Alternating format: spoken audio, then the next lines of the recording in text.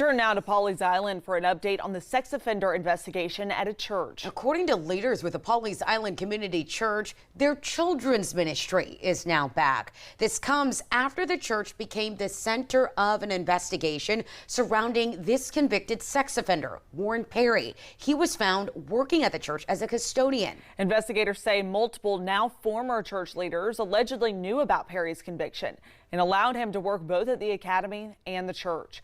Perry and several other employees have been arrested.